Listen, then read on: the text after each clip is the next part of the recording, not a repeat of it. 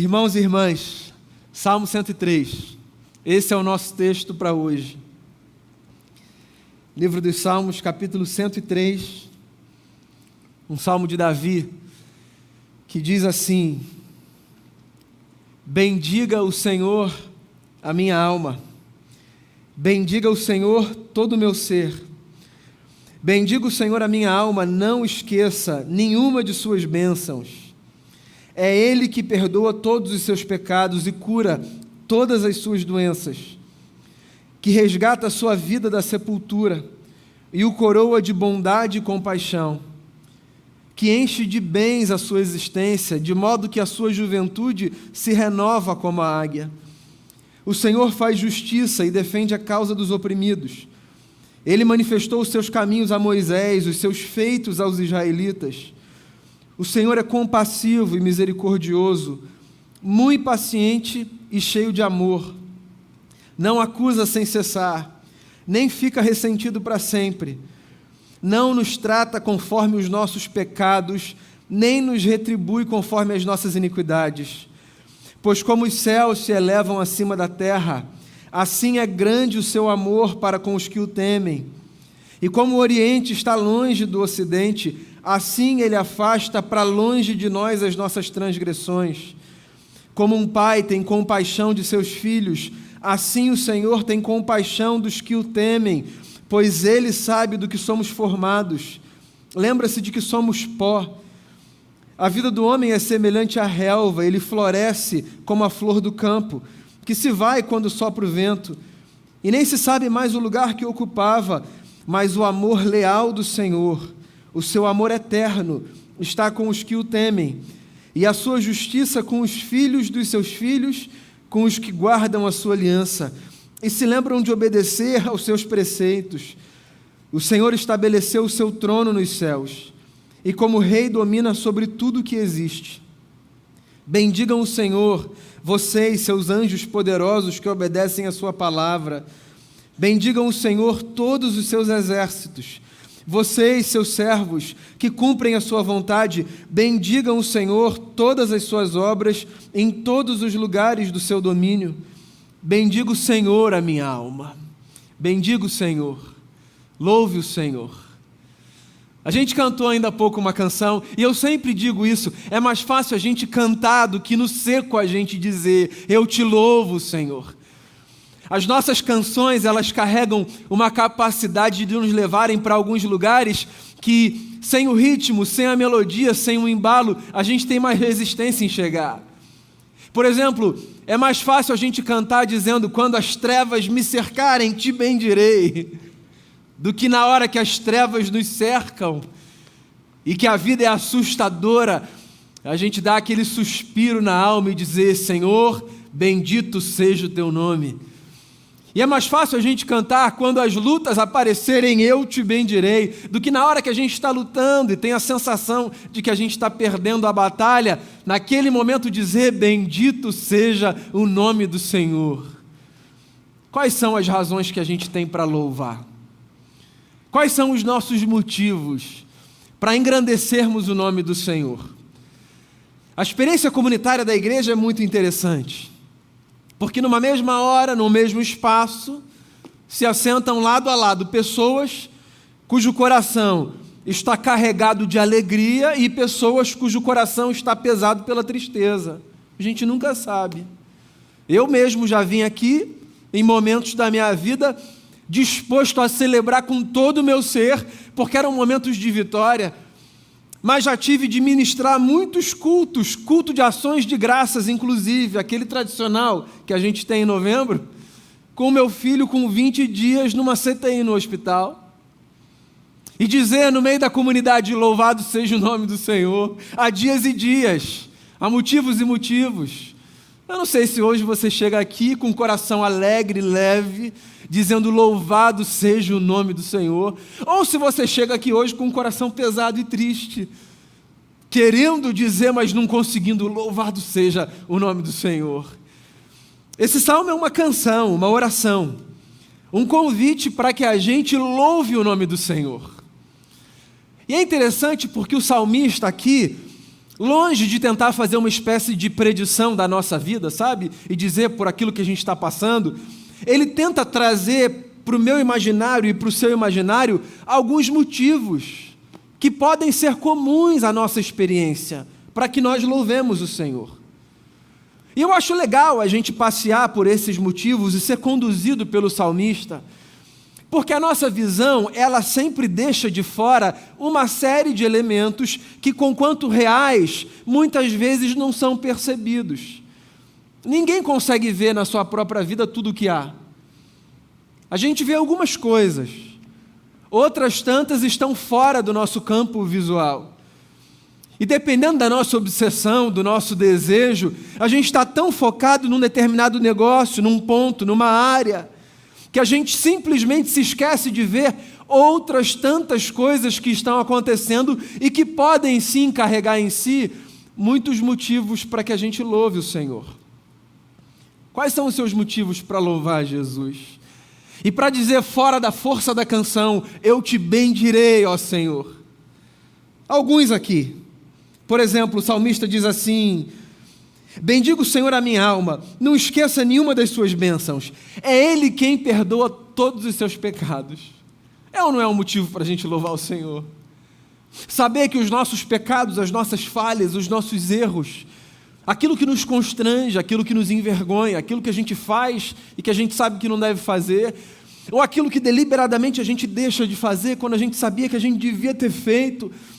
É bom, não é, saber que todo esse peso que traz mais dificuldade para a vida e que é resultante das nossas escolhas equivocadas, esse peso todo pode ser tirado de sobre os nossos ombros, porque existe perdão, é Ele quem nos perdoa de todos os pecados.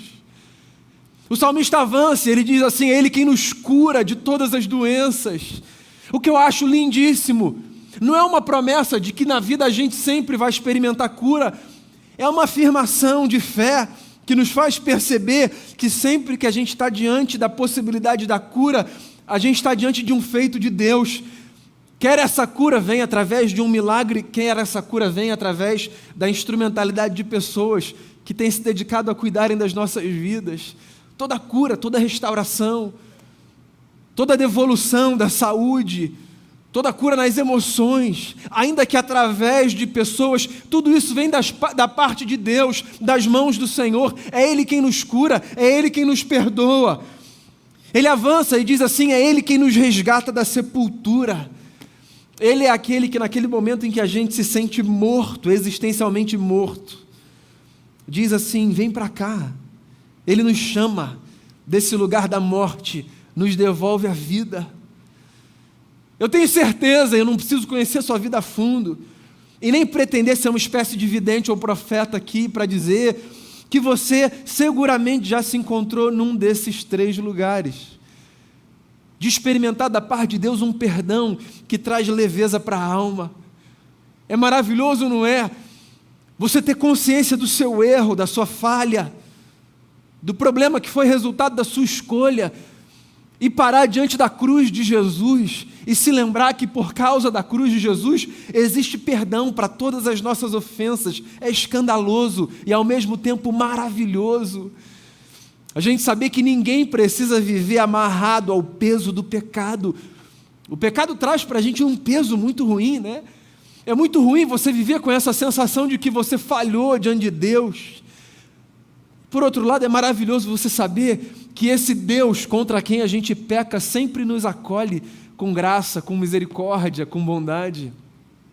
Por exemplo, das histórias que Jesus contou, a história que mais me fascina é a história do pai maravilhoso que tem 2 filhos perdidos, a parábola que a gente conhece como a parábola do filho pródigo. E das muitas cenas impressionantes daquela história que Jesus contou, a cena que mais cativa o meu coração é aquela na qual Jesus, ao narrar essa história, diz que o pai, quando vê o filho voltando para casa, tendo vivido com os porcos, ele corre na sua direção e ele o abraça. Esse momento é o símbolo da experiência do perdão, um Deus puro que nos acolhe na nossa sujeira. É escandaloso, não é? É maravilhoso, não é? entender perdão significa estar diante desse fato escandaloso. Deus puro, santo, imaculado, nos acolhe na nossa sujeira, na nossa vergonha, nos abraça. Deus não é desse pai que quando vê um filho sujo vindo na sua direção, diz, 5 minutinhos, vai tomar um banho, depois a gente conversa. Deus é esse pai apaixonado pelo retorno dos seus filhos, que quando tem consciência de que a sua presença precisa existir ao lado da presença desse pai, voltam para casa e correm na sua direção para experimentar o perdão maravilhoso de Deus. Louve ao Senhor, porque há perdão para você, sempre há perdão para você.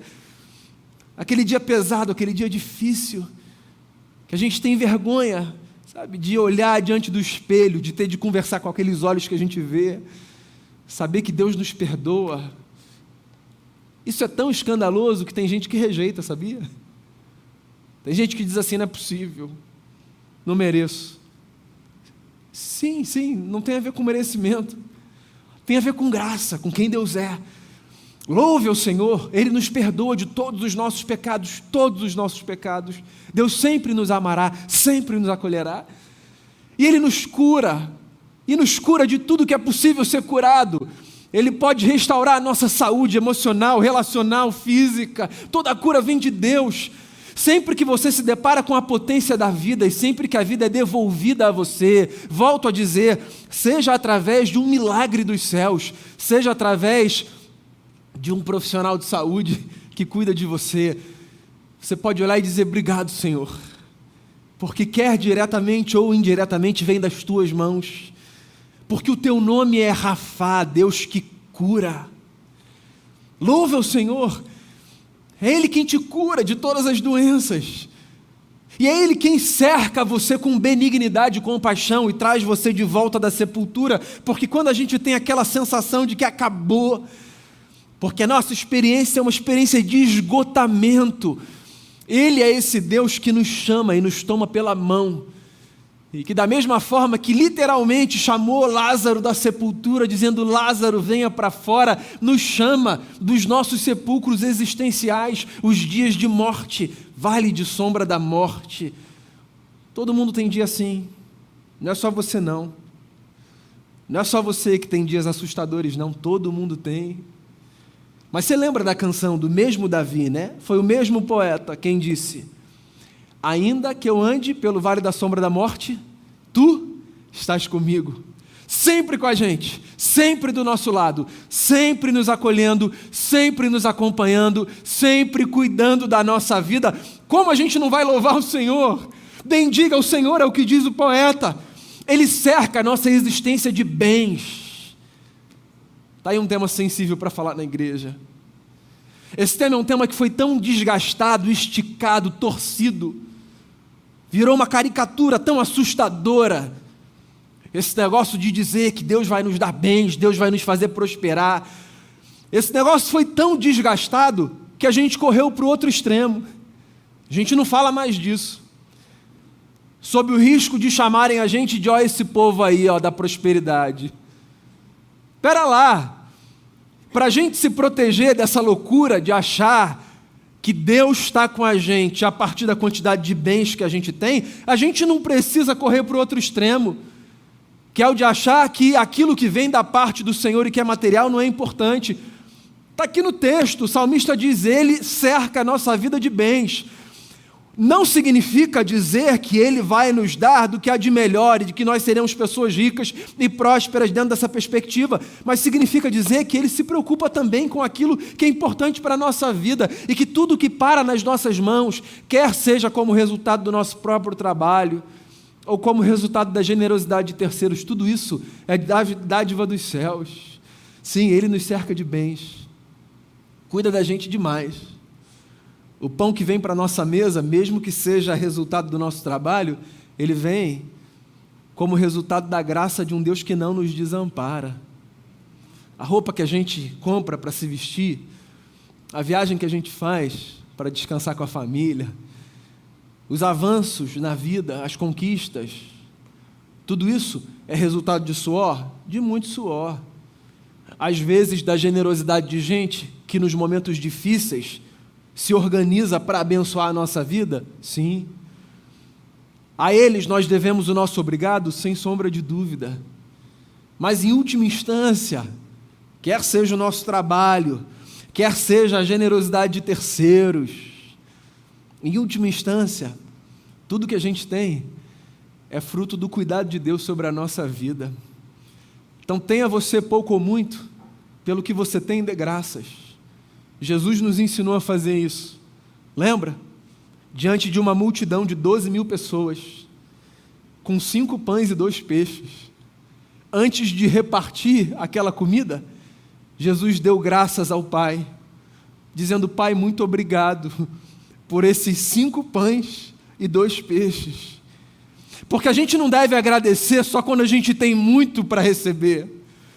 A gente deve agradecer também diante do pouco que às vezes a gente tem, porque o que quer que a gente tenha nesse mundo sustentado pelo Eterno é fruto da graça e da bondade de Deus sobre a nossa vida. Agradeça por tudo que você tem, dê graças a Ele, diga: obrigado, Senhor, pela comida que você tem, pela roupa que te veste, pela casa que te acolhe, pelos amigos que você tem. Há bens imensuráveis que não têm a ver com aquilo que a gente toca de material, que a gente compra, que a gente descarta. Há uma preciosidade nas histórias que nós construímos, com os relacionamentos que nós vivemos. Agradeça a Deus pelos seus amigos, por essa gente que está com você, que não desampara você. Há muitos motivos para a gente agradecer. Aí ele avança, e ele começa a dizer coisas ainda mais maravilhosas sobre Deus. Ele diz assim: Deus é aquele que não acusa o tempo todo, e que não conserva dentro de si um incômodo pelo nosso pecado para todo sempre. É engraçado, ele volta para o ponto do perdão. Ele já falou sobre isso no início, né? Bendiga ao Senhor a minha alma, é Ele quem te perdoa de todos os seus pecados. Aí ele passa por algumas outras coisas e ele volta para o mesmo ponto. Só que agora de forma mais destrinchada, mais poética, mais bonita. Ele diz assim: Ele não acusa sem cessar e nem fica ressentido para sempre. Uma forma de dizer: Deus se incomoda com os nossos erros, mas Ele não guarda esse negócio para sempre. Outra forma de dizer: Ele não é rancoroso não. Eu já ouvi gente dizer assim: vou esperar um tempo para voltar à igreja, pastor, o que eu fiz não foi legal, vou deixar Deus. Como assim vou deixar Deus? Entende? A pessoa traz para essa relação a dinâmica que ela constrói nessa. Sabe quando você vacila com alguém, você diz assim: vou dar um tempinho para passar, depois eu volto. Às vezes a gente tem essa sensação com Deus. Vou na igreja não, pastor, vou ficar umas 3 semanas. Depois eu volto. Que 3 semanas? Primeiro que onde você estiver, Ele vai estar com você. E depois, Deus não guarda nada não no coração. Sabe quando a gente fala das pessoas: fulano levou para o coração. Deus não leva nada para o coração, fica tranquilo. Não fica ressentido para sempre, o poeta diz. É poesia isso. E não nos trata conforme os nossos pecados. Que coisa maravilhosa. Nem nos retribui conforme as nossas iniquidades. Porque como os céus se elevam acima da terra, assim é grande o seu amor para com os que o temem. E como o Oriente está longe do Ocidente, assim Ele afasta para longe de nós as nossas transgressões. Olha só que coisa maravilhosa. A despeito da ideia que muita gente tem de Deus, sabe, que Deus é esse Senhor meio ranzinza, que está sentado num trono no céu, anotando os nossos erros, e pronto para jogar na nossa cara, naquele momento que a gente fez, dizendo: olha só, eu vi, tá? Porque essa é a ideia que muita gente tem de Deus. Então, a despeito desse imaginário, o que o salmista está dizendo é que, na verdade, Deus é o oposto disso. Porque Ele afasta da gente as nossas transgressões. Não é que Ele finge que não existe. É que Deus tem consciência de que a gente só vive se da gente for afastado, depois do arrependimento, o peso da culpa. Então a vida precisa ser assim. Eu preciso ter consciência do meu pecado, dos meus erros, das minhas falhas, das minhas faltas. E eu preciso confessar a Deus. E uma vez confessado, eu preciso entender que isso foi lançado no que os crentes gostam de chamar de o mar do esquecimento. Essa é uma terminologia bem crente, né? Deus jogou o nosso pecado nesse mar do esquecimento. Ela é resultante de uma fala de um profeta que disse exatamente isso, né? Não para dizer Deus se esqueceu do ponto de vista de ele não sabe o que aconteceu, mas para lembrar a gente que porque Deus é amor e bondade, graça e misericórdia, Ele não leva em conta, Ele não arrasta isso. Deus não é esse sujeito que arrasta, sabe, as nossas contas, porque as nossas contas foram pagas por Jesus, o nosso Senhor. E que coisa maravilhosa a gente saber que Jesus na cruz do Calvário pagou a nossa conta.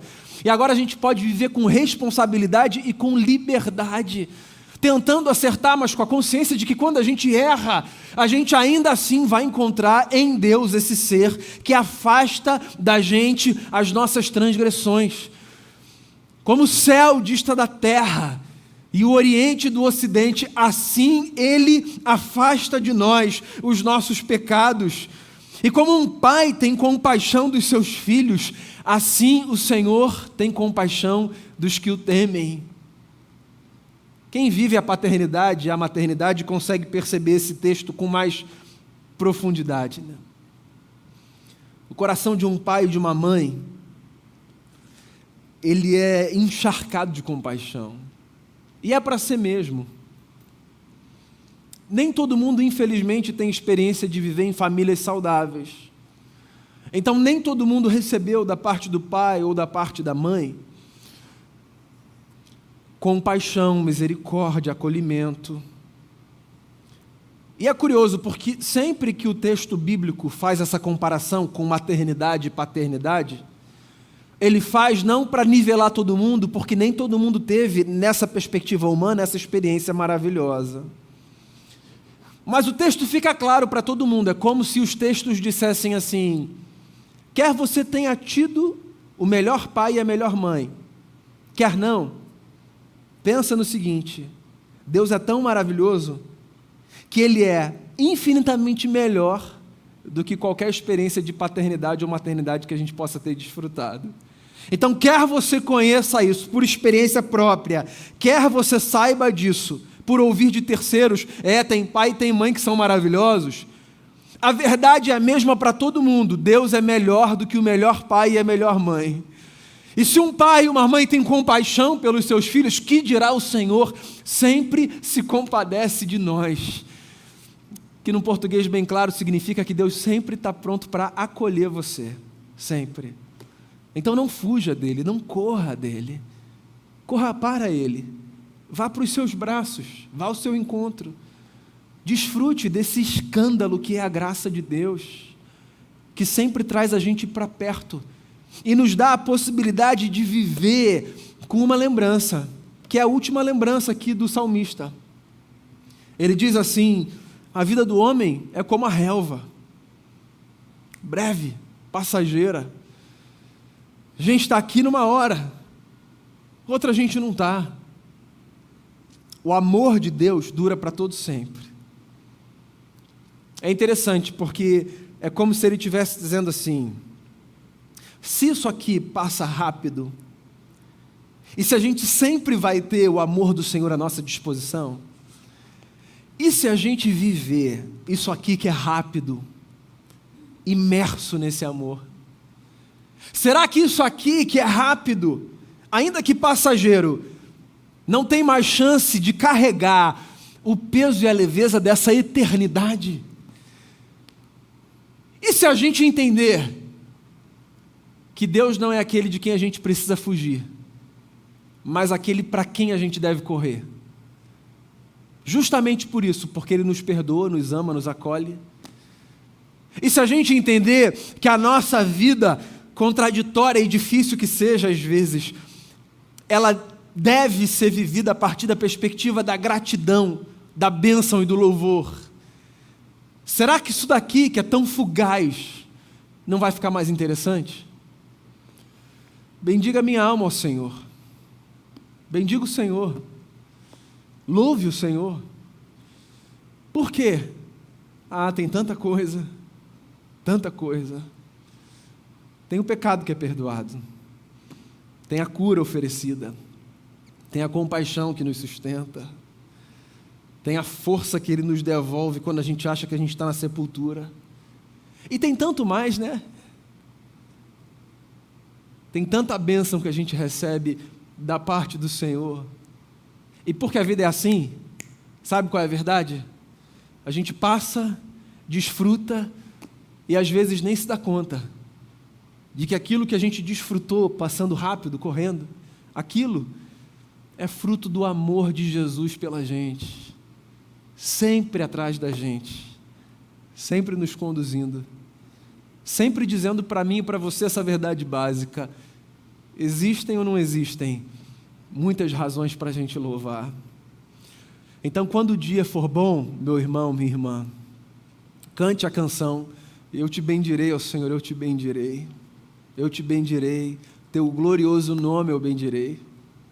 Mas quando o dia não for legal, acredite, você também pode cantar a canção: eu te bendirei, ó Senhor, eu te bendirei, eu te bendirei, ó Senhor, o teu glorioso nome eu bendirei. Porque no dia bom e no dia mau, a gente sempre tem muito motivo para dizer ao Senhor: muito obrigado. E eu queria que a gente encerrasse esse culto e começasse essa semana construindo uma espécie de altar de gratidão ao Senhor. Essa é aquela parte da celebração e da mensagem que eu chamo você para participar comigo.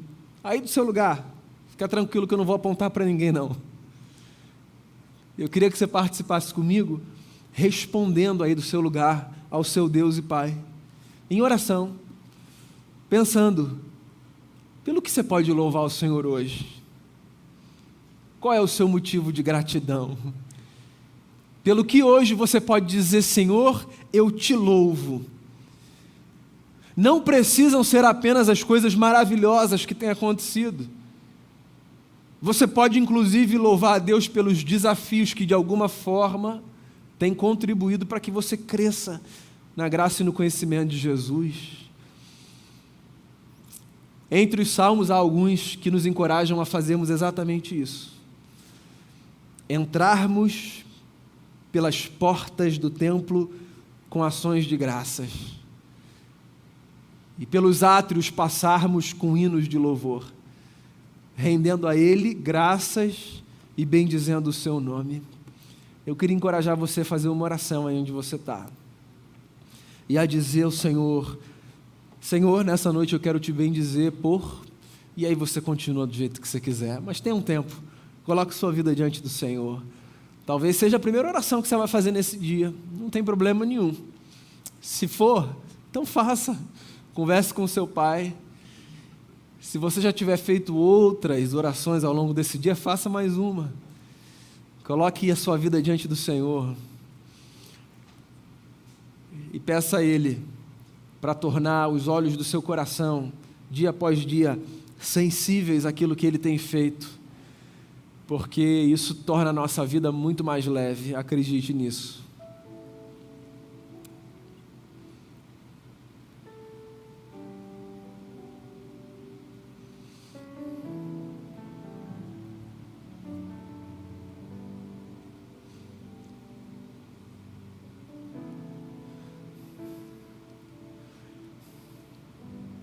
Que Pai maravilhoso o Senhor é, Deus.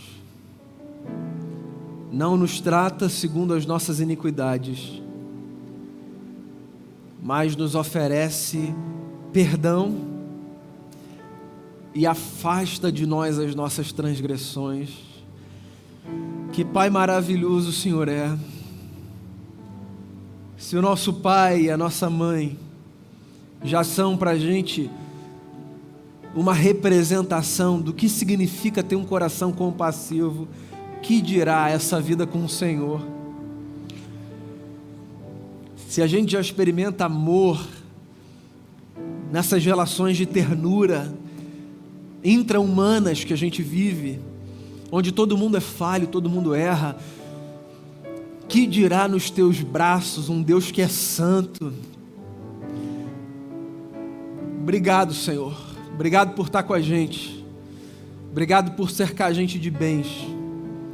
Obrigado pelo pão que nos alimenta, pela roupa que nos veste, pela casa para onde a gente volta.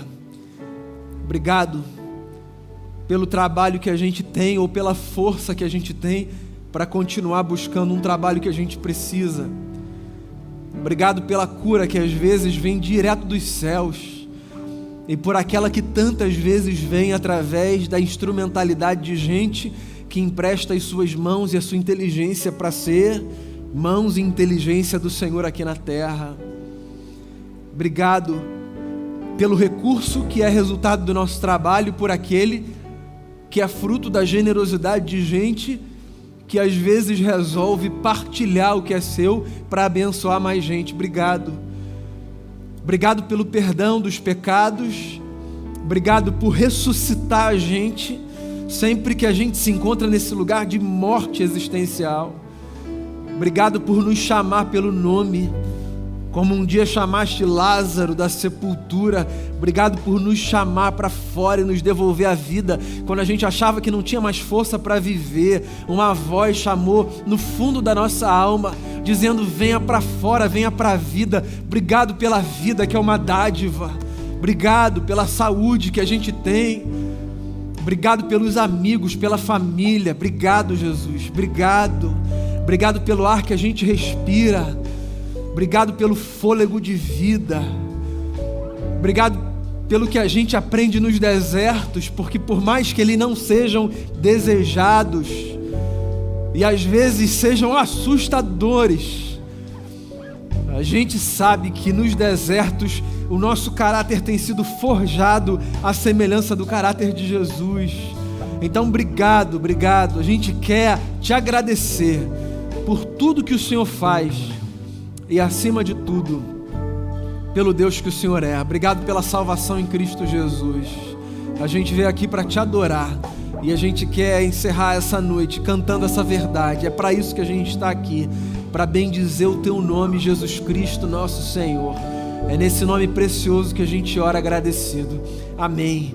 Fiquemos de pé e cantemos ao Senhor.